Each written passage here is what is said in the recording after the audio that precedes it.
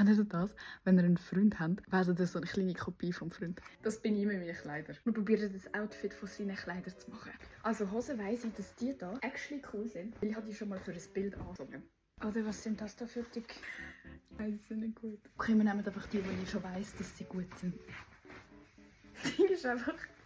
Die sind viel zu gross. Letztes Mal habe ich meinen eigenen Gürtel genommen. Okay, wartet. Das muss niemand wissen, dass es da so aussieht. T-Shirt. Hey guys, my name is Bella. Okay, also entweder... Hoi! Das sieht doch aus, als wären das meine Kleider. Das ist mir zu heiß. Haben eben noch eine bessere Option. Wenn du mir auf Insta folgst, hast du den Pulli schon 100-mal gesehen. Das war nicht meine. Also doch, es ist meine. Er weiss es nur noch nicht.